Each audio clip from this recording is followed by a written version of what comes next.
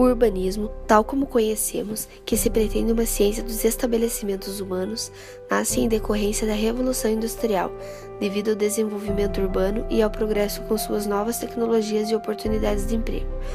Foi seguida por um grande crescimento demográfico nas cidades. A população, que antes vivia em sua grande maioria no campo, passou a morar na cidade, fazendo com que a população de cidades como Londres crescesse significativamente em poucas décadas. A mudança dos meios de transporte e produção, além de novas funções urbanas, contribuíram para a criação de uma nova ordem. No entanto, esta ordem era favorável aos donos de indústria e prejudicial à classe mais pobre.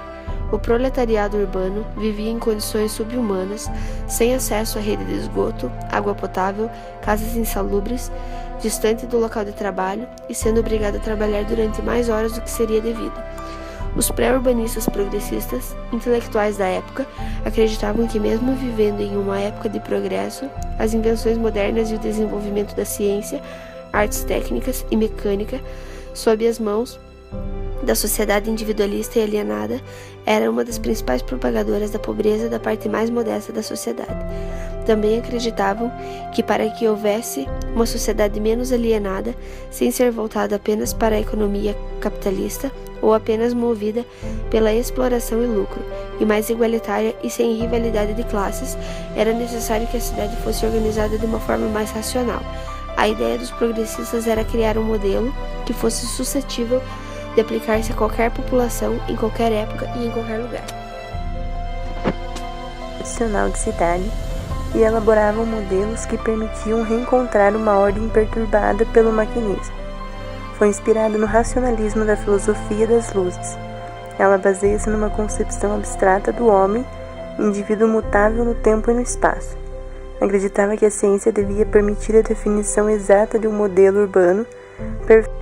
Entre os autores pré-urbanistas progressistas são as posições filosóficas, políticas, econômicas, sociais e mesmo éticas que conduzem a se interrogar sobre o papel da organização do espaço habitado, e em particular sobre a organização da cidade. Entre seus autores temos Etienne Cabet. Etienne Cabet nasceu no mês de janeiro de 1788 em Dijon, na França, numa família de artífices. Seu pai era mestre tanoeiro. Formado como advogado, fixa-se em Paris, participando, ao lado de Bazard, Chevalier e Bouchers, da Sociedade Secreta dos Carbonários, da qual tornou-se um dos dirigentes. Foi um socialista utópico, adepto das ideias de Babel e dos comunistas agrários dos séculos XVI e XVIII, que participou das lutas políticas do proletariado nas décadas de 1830 e 1840. Desenvolveu o comunismo utópico e uma visão de socialismo de Estado na Voyage, em Icare, 1840, que afirmava ser uma descrição da organização social e política da comunidade, um tratado científico e filosófico. Para Cabet, a transição da sociedade capitalista para a comunista se daria pacificamente no terreno político. O Conselho Superior estabeleceria impostos progressivos sobre o capital e a herança, aboliria o exército, fundaria comunidades icarianas, passando o poder posteriormente para os membros das comunidades. Seu modelo envolvia a regularidade e o geometrismo, demarcados por regras rígidas e absolutas, que configuravam desenhos urbanos regulares e uniformes. Sendo compostas por várias ruas largas, com paisagismo vasto, praças muito arborizadas e a divisão de cidade por bairros, e possuiriam os nomes de uma das... Os edifícios seriam classificados conforme a cor. Defendia a padronização de cartazes e anúncios para que não enfeiassem os edifícios. Dentre outras coisas que Cabet defendia em Icária eram casas individuais com grandes janelas e teto-terraço. Também defendia equipamentos para higiene, de modo que viessem a não contaminar, por exemplo, a água potável. A cidade de Icare possuía projeção administrativa e centralizadora. Simbolizava muito mais que as ideias progressistas, pois é, em primeira instância, uma consequência da Revolução Industrial. Possuía princípios da racionalização, higiene, classificação e se aproximava dos modelos de Owen, Fourier e Considerante, e também possuía regularidade e geometrismo. A cidade é dividida em partes mais ou menos iguais, pelo rio Tair, que se funde em 2 braços e forma uma ilha que é uma praça. As ruas são retas e largas, ruas de ferro, ruas de trilho artificiais e ruas de canais, ruas de jardim que ficam atrás de algumas ruas de casas, as casas de 2 ruas.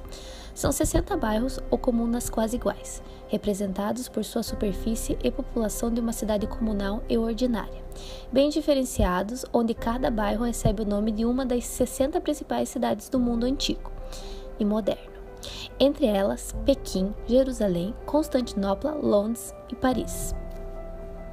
Edifícios que aparecem pintados são públicos, escolas, hospitais e templos. Os vermelhos, grandes oficinas. Os amarelos, grandes lojas. Os azuis, locais de assembleias. E os violetas, monumentos distribuídos de forma que apareçam em todas as ruas. Uma rua contém 16 casas de cada lado, com um edifício no meio e 2 outros nas 2 extremidades.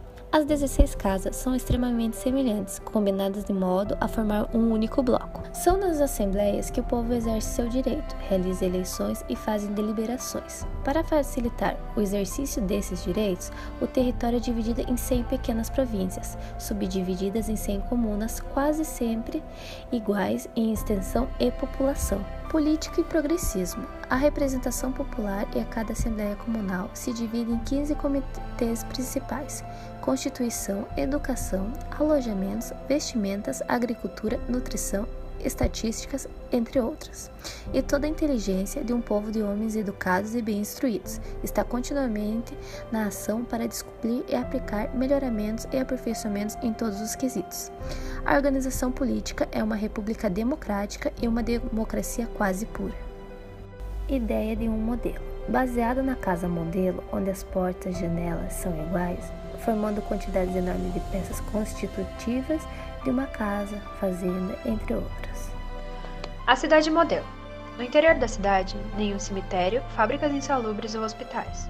Esses equipamentos ficam nas extremidades, onde há praças arejadas, campos e onde haja circulação corrente. Circulação. Cada rua deve ter um trilho de ferro ou pedra para carros em linha que pode passar, 2 para um sentido e 2 para o outro. As rodas não podem sair desses trilhos e os cavalos não podem sair do espaço calçado intermediário. As 4 calçadas intermediárias devem ser de pedras e as outras faixas de rua devem ser de tijolos. As grandes oficinas e lojas são instaladas às margens das ruas canais, de ruas e estradas de ferro. Nas ruas com trilho só devem circular ônibus e nunca, nenhum lixo deve ser jogado de casas ou oficinas em direção à rua. E fontes em cada rua devem fornecer água para limpar, abater a poeira e melhorar a qualidade do ar. Climatização. Os pedestres são protegidos pelas coberturas de vidro, que protegem da chuva sem privar da luz, com telas móveis para proteger do calor. Nos pontos onde param os ônibus deve haver um abrigo de cada lado da rua para que se possa subir nele sem ter medo da chuva ou da lama que possa vir. Cômodos reservados, elegantes e limpos, devem haver um para homens e outro para mulheres. Não deverão haver cabarés, tabernas, casas de jogos, loterias ou abrigos para prazeres vergonhosos e culpáveis. Padronização dos cartazes. Inscrições nos monumentos, oficinas e lojas onde haveriam anúncios úteis e em papéis em diversas cores, colocados por cartazeiros de república em molduras destinadas a esse fim. Lojas, bazares e oficinas em uma grande setor e também do comércio. Alojamento modelo. Uma casa individual com 4 andares, sem contar o térreo. Debaixo do térreo tinha as adegas, jazidas, depósito de lenha e carvão. No térreo, jantar, cozinhas e suas dependências, sala de banho, salinha de trabalho para homens e outra para mulheres, um pátio para aves, um cômodo para objetos de jardinagem e o jardim. No primeiro andar contém um grande salão. Os outros cômodos são dormitórios. Todas as janelas abrem-se para dentro e tem um balcão. Teto terraço, coberto de flores formando um jardim. Águas potáveis e não potáveis são trazidas de altos reservatórios e distribuídas por canos e tubos para todos os andares e todos os apartamentos. Mobiliário modelo. Todas as casas são mobiliadas exatamente iguais. As paredes têm móveis, de modo que estejam imóveis e sejam apoiados, aplicados e consistam em estantes ou prateleiras, gerando uma economia de trabalho e de materiais. Enfim, uma combinação de belezas da variedade e das vantagens da uniformidade.